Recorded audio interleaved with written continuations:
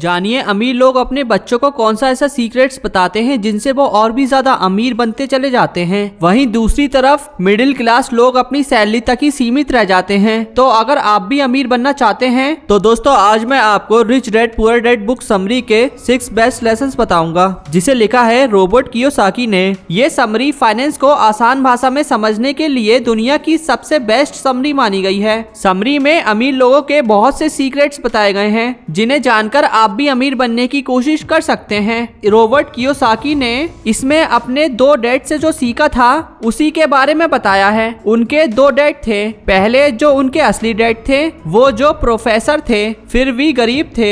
उनके दूसरे डैड जो उनके माइक दोस्त के डैड थे वो स्कूल ड्रॉप आउट थे लेकिन फिर भी रिच थे। रॉबर्ट कियोसाकी ने अपने दोस्त के डैड को अपना डैड मान लिया था और उनसे अमीर बनने के काफी गुण सीखे थे क्योंकि वो खुद रिच थे। Lesson number 1, the rich don't work for money. अमीर लोग पैसे के लिए काम नहीं करते। जब रॉबर्ट 9 साल के थे तब उन्होंने अपने दोस्त माइक के डैड, जिन्हें वो अपना रिच डैड मानते हैं, से पूछा कि रिच कैसे बना जाता है। रिच डैड ने उन्हें कुछ बताने के बदले में उन दोनों लड़कों को अपने स्टोर की सफाई में लगा दिया और हफ्ते के सिर्फ 20 रुपए देते थे। कुछ ही हफ्तों में रॉबर्ट निराश हो गए और छोड़कर जाने लगे क्योंकि इतनी मेहनत करनी पड़ रही थी, वो भी इतने कम पैसों में। तभी उनके रिच डैड ने उन्हें पहला सबक दिया। अमीर लोग पैसे के लिए काम नहीं करते। वो चाहते थे कि रॉबर्ट जॉब की असलियत जान ले और खुद का अपना सोर्स ऑफ इनकम ढूंढे। ज्यादातर जॉब्स ऐसी ही होती हैं, 9 से 5 काम करो और थोड़ी सी सैलरी ले लो। इससे रॉबर्ट को इंस्पिरेशन मिला।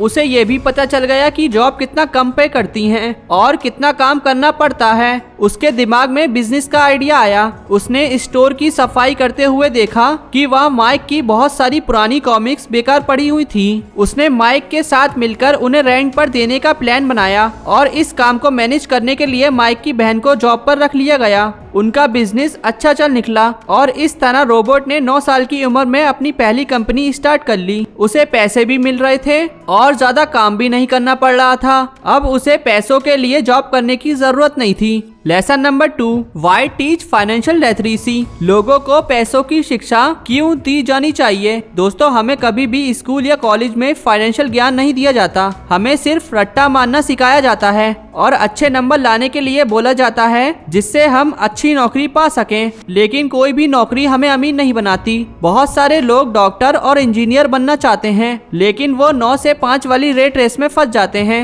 2 लाख हर महीने कमाकर भी वो अमीर नहीं बन पाते, बस अपर मिडिल क्लास बोले जाते हैं। ऊपर से सारा समय नौकरी के लिए देना पड़ता है, जबकि अमीर हमेशा फ्री होते हैं, कभी भी बैग उठाकर विदेश यात्रा के लिए निकल जाते हैं। इस रेट रेस से निकलने के लिए जो मेन पॉइंट ऑथर ने इस लेसन में बताया है वो है एसेट एंड लायबिलिटीज की समझ। जिन्हें ये समझ आ जाता है वो एक दिन अमीर बन ही जाते हैं। इसे समझ गए तो आप बड़े से बड़े MBA करने वालों से भी आगे बढ़ जाएंगे। आइए आसान भाषा में समझते हैं एसेट एंड लायबिलिटीज होते क्या हैं। एसेट, जो भी चीज आपकी जेब में पैसा डालती है वो है एसेट। लायबिलिटीज, जो भी चीज आपकी जेब से पैसा निकालती है वो है लायबिलिटी। एग्जाम्पल 1, अगर आपने एक कार लोन पर ली है तो वो सिर्फ आपकी एक लायबिलिटी है क्योंकि वो आपकी जेब से पैसा निकाल रही है। पेट्रोल के लिए भी आपकी जेब से पैसा जा रहा है। उसी कार को आप एसेट भी बना सकते हैं। अगर आप उसे ओला उबर से लिंक कर देते हैं तो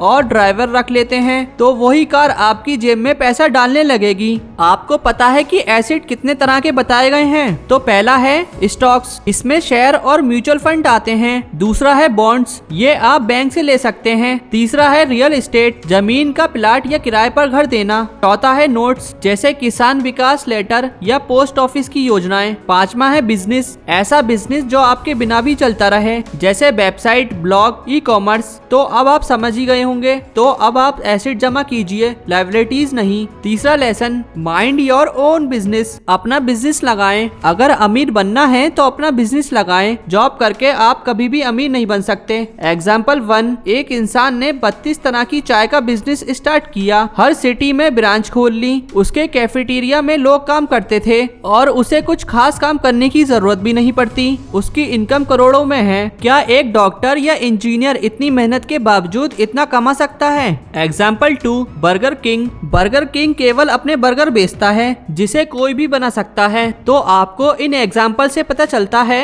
कि जरूरी नहीं है हम बड़े बड़े कॉम्प्लेक्स बिजनेस जैसे स्टील, मेडिसिन, टेक्सटाइल्स ही करें, जिसके लिए बहुत दिमाग और पैसे की जरूरत होती है। आप छोटा प्रोडक्ट बनाकर भी बेच सकते हैं जो आसान हो। Lesson number 4, the history of tax and the power of corporations. Tax और कॉर्पोरेशन का इतिहास। क्या आपको पता है अमीरों के पास टैक्स बचाने का सीक्रेट तरीका होता है? वो कॉर्पोरेशन या कंपनी बना लेते हैं। सरकार कंपनी को बहुत सी रियायतें देती है। मान लीजिए किसी को कार लेनी है तो वो उसे अपने नाम पर नहीं बल्कि कंपनी के नाम पर लेगा। इससे उसका टैक्स नहीं लगेगा। घर भी कंपनी के नाम पर लेगा। वैसे ही विदेश यात्रा पर जाना हो तो उसे कंपनी के काम की ट्रिप बताकर कंपनी के अकाउंट में डाल दिया जाता है। इसी तरह अमीरों के पास बहुत से तरीके होते हैं टैक्स बचाने के। और फंसता कौन है? मिडिल क्लास वाले। करते रहो मेहनत और भरते रहो टैक्स। लोन की कहानी भी सबको पता होती है। कंपनी के नाम पर लोन ले लेते हैं और इधर उधर कर देते हैं। फर्जी कंपनी भी बना लेते हैं और जब लोन भरने की बारी आती है तो कंपनी को बैंकक्रप्ट घोषित कर देते हैं। लेकिन मिडिल क्लास का कोई भी इंसान जब हाउस लोन लेता है तो एक एक पाई चुकानी पड़ती है।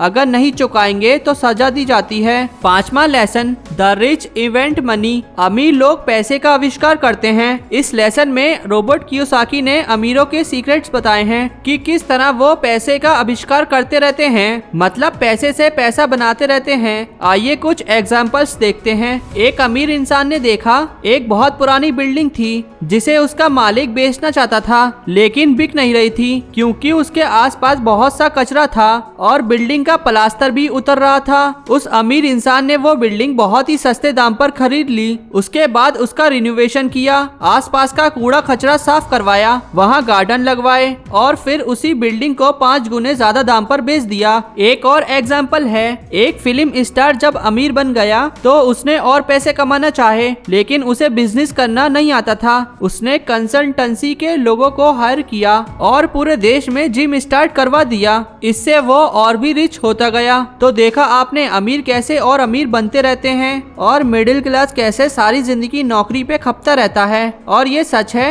कि पैसे से ही पैसा बनता है। 6वां lesson, work to learn, don't work for money. सीखने के लिए काम करें, पैसे के लिए नहीं। रॉबर्ट कियोसाकी कहते हैं कि अगर आपको बिजनेस करना है तो पहले किसी बिजनेस में जाकर जॉब करें। वहाँ से आप पैसों की उम्मीद न रखें बल्कि सीखें कि हर चीज कैसे की जाती है। बिजनेस कंपनी चलाने के लिए आपको 3 चीजें आनी चाहिए। Number 1, the cash flow management. इसमें पैसे का हिसाब किताब होता है। इन्वेस्टमेंट कहाँ से लाएं, सैलरी कैसे देते हैं। Number 2, management of system. इसमें अलग अलग डिपार्टमेंट को मैनेज करना सीखना होता है, जैसे finance, marketing. Number 3, people management. इसका मतलब एम्प्लॉइज से डील कैसे किया जाता है, जैसे कोई भी कंपनी का ओनर हर स्टाफ से डायरेक्टली बात नहीं करता। इसके लिए हर लेवल पर एम्प्लॉइज होते हैं, जैसे डायरेक्टर, प्रोजेक्ट मैनेजर, सुपरवाइजर। आपको जानकर हैरानी होगी कि हर MBA करने वाले को ये चीजें सिखाई जाती हैं, लेकिन 95% दूसरों के लिए नौकरी कर रहे होते हैं क्योंकि उन्हें थ्योरी पता होती है, प्रैक्टिकल नॉलेज नहीं होती। इसलिए ऑथर कहते हैं कि इन सब का प्रैक्टिकल नॉलेज लेने के लिए आप कहीं पर काम कीजिए, इससे आपकी प्रैक्टिकल समझ बढ़ेगी। तो दोस्तों ये थे rich dad poor dad book summary के 6 बेस्ट लेसन्स, जो कि फाइनेंस को आसान भाषा में समझने के लिए दुनिया की बेस्ट समरी मानी गई है। तो दोस्तों आई होप इस वीडियो से आपको कुछ ना कुछ नया सीखने के लिए जरूर मिला होगा।